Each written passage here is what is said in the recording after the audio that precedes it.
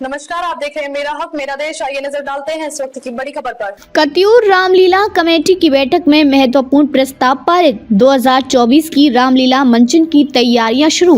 Katyur Ramlila committee की एक महत्वपूर्ण बैठक का आयोजन 15 अगस्त 2024 को किया गया, जिसमें वर्ष 2024 की रामलीला मंचन की तैयारियों पर चर्चा की गई और कई महत्वपूर्ण प्रस्ताव पारित किए गए। बैठक की अध्यक्षता रामलीला कमेटी के अध्यक्ष भुवन पाठक जी ने की। इसमें पूर्व कपकोट विधायक ललित फरसवान, सेवानिवृत्त प्रधानाचार्य नंदन सिंह अलविया और कोषाध्यक्ष पुष्कर रावत सहित कई प्रमुख सदस्यों ने भाग लिया। ये प्रस्ताव पारित किए गए। कार्यकारिणी का पुनर्नियुक्ति। सर्वसम्मति से पिछली कार्यकारिणी को पुनः पारित किया गया। आय व्यय का अनुमोदन। वर्ष 2023 से 2024 के आय व्यय का ब्यौरा पढ़कर सुनाया गया और उसे सर्वसम्मति से पारित किया गया। पात्र परीक्षण। वर्ष 2024 की रामलीला मंचन के पात्र परीक्षण की तिथि 27 अगस्त मंगलवार से तय की गई। मंचन तालीम। रामलीला मंचन के लिए तालीम का निर्देशन श्री भगवत नेगी करेंगे, जिनका सहयोग श्री अखिलेश फरसवान और चंदन नेगी देंगे।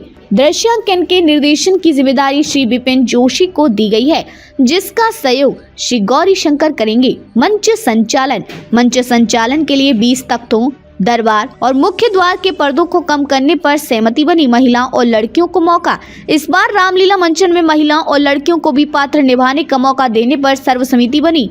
पात्र चयन समिति। बेहतर कलाकारों के चयन के लिए समिति में श्री भगवत नेगी, श्री हेम वर्मा, श्री अशोक रावत, श्री निरन पंत, श्री दिग्विजय फरसवान, गंगा रावत, प्रकाश दीवान और कैलाश भैरा को मनोनीत किया गया। निर्देशन।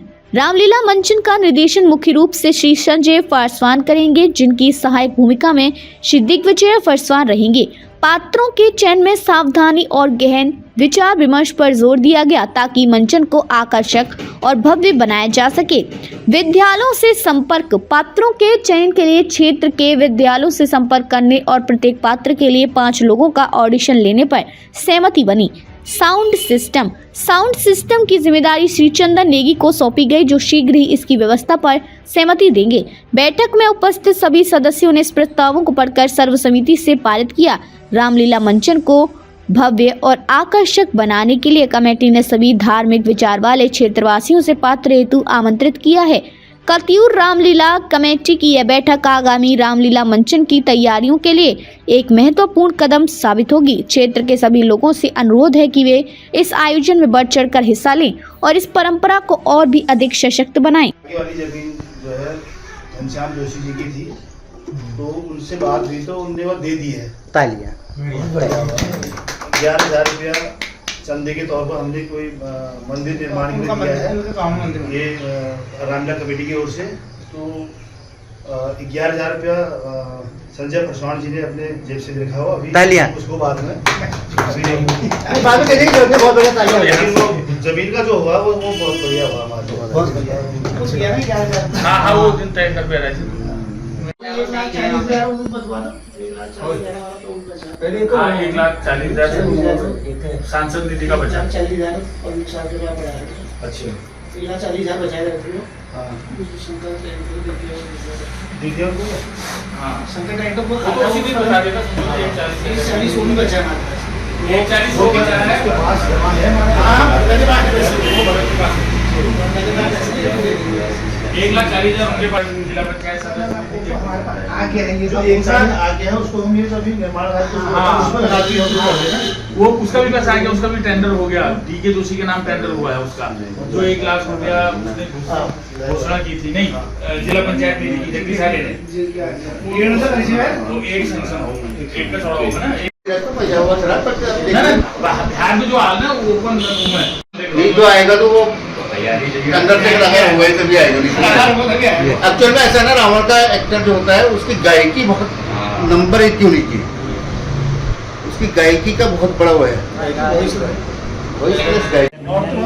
सभी लोग पहुंच चुके हैं, कुछ गणमान्य व्यक्ति भी नहीं आए हैं, तो जल्दी से पहुंचिए। तालीमी रूम में आपका इंतजार हो रहा है।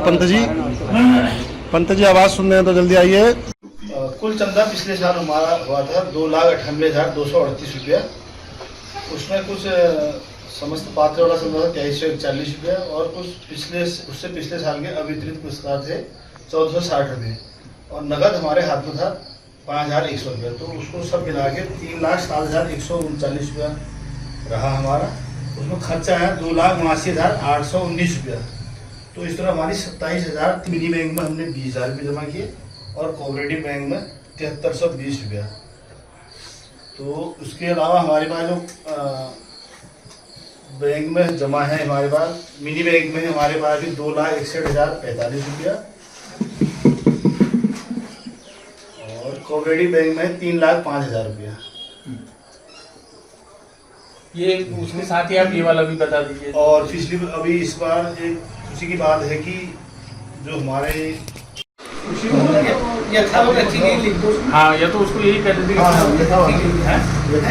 पिछली बार कोई बदलना चाहता है तो बताओ। हाँ, तो किसी के मन में कोई प्रस्ताव है कार्यकारिणी में बदलाव का तो आ जाए, नहीं तो पिछली जो कार्यकारिणी है उसको यथावत उसको पास कर दिया जाए।